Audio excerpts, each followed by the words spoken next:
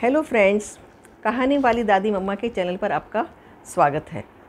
आज मैं आपको कहानी नहीं बल्कि अपने बचपन से जुड़ी एक किस्सा या घटना सुनाना चाहती हूँ। बात मेरे बचपन की है। जब मैं छोटी थी तो जैसे ही गर्मी की छुट्टियाँ हुआ करती थी तो सभी बच्चे अधिकतर अपनी नानी के घर रहने के लिए जाया करते थे। सबको बहुत चाव होता था। नानी के घर में मामा के बच्चे और सभी मौसियों के बच्चे इकट्ठे होते और खूब मज़े आते थे। खूब अच्छा खाते, खूब शरारतें करते, सब मिलजुल कर काम भी करते थे और एक दूसरे की हेल्प करना। सवेरे सवेरे सब में होड़ लगी होती, कौन एक दूसरे को नमस्ते करते, राम राम करते, तो अच्छी अच्छी बातें भी सीख कर आते थे। और सबसे ज़्यादा मज़ा आता था, सब लोग शाम का इंतज़ार करते थे क्योंकि शाम को सभी छत पर सोते थे और छत पर जाने के लिए सभी बच्चे बारी बारी से बिस्तरे लेकर जाते, छत की सफाई करते और सब के सोने के लिए बिस्तरे बिछाते थे। और फिर शुरू होती रेस कि आज नानी के पास कौन सोएगा। मामा के बच्चों का बहुत अधिकार होता था दादी के पास सोने का, परंतु नानी हमें भी बहुत प्यार करती थी, तो इसलिए बारी बंदी हुई थी कि आज नानी के दाईं ओर कौन सोएगा और बाईं बगल में कौन सोएगा। परंतु सब सोने से पहले सब लोग खुले आकाश की तरफ देखते और तारे गिनने शुरू कर देते। कोई कहता मैंने आज सप्तऋषि तारे देखे हैं, कोई कहता मैंने इतने तारे गिने हैं। जब तारे गिन लेते तो कहते नानी अब कहानी सुनाओ, और नानी की कहानी सुनाते सुनाते सब बच्चे सो जाते थे। इस तरह से दिनचर्या बीतती तो बहुत अच्छा लगता था।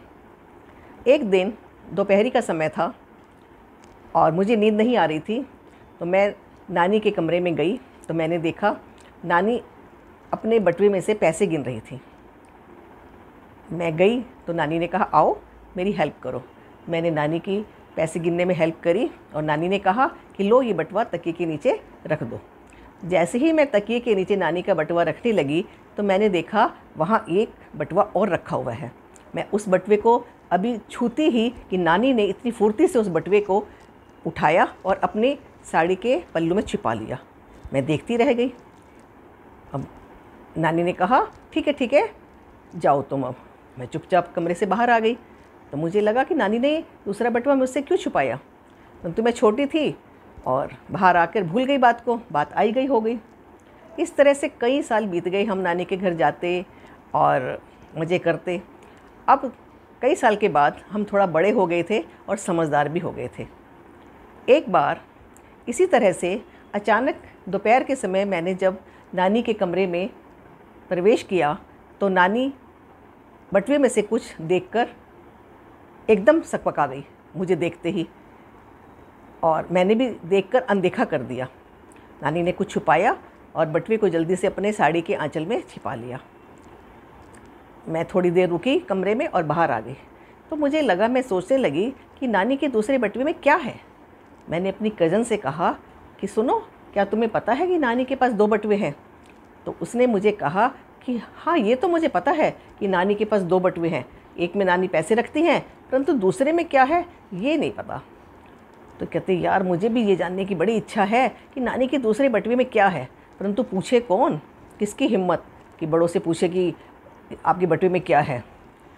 अब हमें जानने की जिज्ञासा हो रही थी। अब एक दिन हमने सोचा कि आज नानी जब सवेरे मंदिर जाएंगी तब हम जल्दी से उठकर नानी के कमरे की तलाशी लेंगे और उस बटुए में देखेंगे क्या है। अगले दिन नानी सवेरे जल्दी मंदिर गई तो हम पहुंच गए नानी के कमरे में। हमने नानी के कमरे की पूरी तलाशी ली, परंतु हमें बटुआ कहीं नहीं मिला। हम थोड़ा निराश भी हुए, पर हम भी कहाँ हार मानने वाले थे। हमने सोचा कि चलो कोई बात नहीं, किसी दिन तो पता लगा कर ही छोड़ेंगे कि नानी के दूसरे बटुए में क्या है। 2-3 दिन के बाद हमें पता चला कि नानी मामा के साथ रिश्तेदारी के यहाँ शादी में जाएंगी। हमने कहा ये अच्छा मौका होगा। नानी मामा के साथ शादी में चली गई और पीछे से हम सवेरे सवेरे अपनी कज़न को साथ लेकर उनके कमरे में पहुंच गए। पहले तो हमने नानी के कमरे की खूब अच्छे से सफाई की और फिर सोचा कि चलो नानी के बिस्तरे की चादर बदल देते हैं। चादर भी बदल दी, खूब तलाशी ली, परंतु कहीं हमें बटुआ नहीं मिला। अब जैसे ही मैं नानी के पिल्लो का कवर बदलने लगी तो ऐसे कर ही रही थी पिल्लो को, तो एकदम से उस पिल्लो के अंदर से नानी का बटुआ गिरा। अब हम दोनों ने देखा, हम झपट कर उस बटुए को उठाने लगे, उठाया और लपक कर जल्दी से बटुए को खोला। उस बटुए में से 2-3 ब्लैक एंड वाइट फ़ोटो थी। हम देखकर हैरान हो गए कि ये किसकी फ़ोटो है।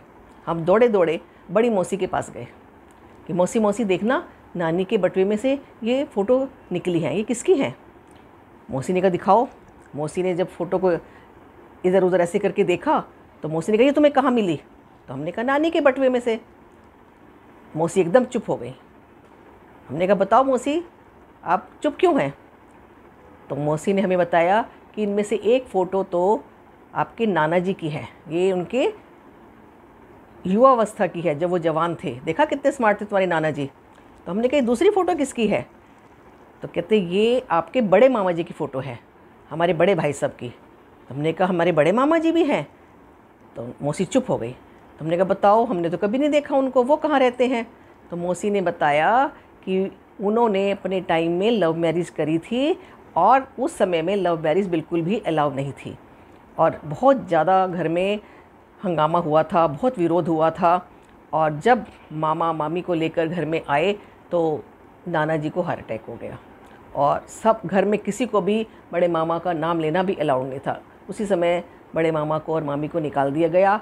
तब से लेके आज तक किसी को नहीं पता वो कहाँ हैं, कहाँ रहते हैं, परंतु नानी उनकी याद में चुपचाप उनकी फ़ोटो को देखकर सिसकती रहती हैं। अब पता चला कि नानी दरवाजे के पीछे कमरे में बैठकर चुपचाप बड़े मामा की फ़ोटो को और शर्म की वजह से नाना जी को भी याद करके किस तरह से उनको अपने दिल की बात को छुपाती थी। तो आज उनके दूसरे बटुए का राज खुल चुका था। तो कैसी लगी आपको बच्चों ये घटना। यदि आपके जीवन में भी कोई इस तरह का संस्मरण है, कोई किस्सा है, तो आप मेरे साथ शेयर कीजिए, यूट्यूब पर बताइए और अपनी राय लिख के भेजिए। जिसने अभी तक मेरे चैनल को सब्सक्राइब नहीं किया, सब्सक्राइब करें और लाइक करें, कमेंट करें और शेयर। अगले हफ्ते फिर मिलते हैं एक नई वीडियो के साथ। बाय बच्चों।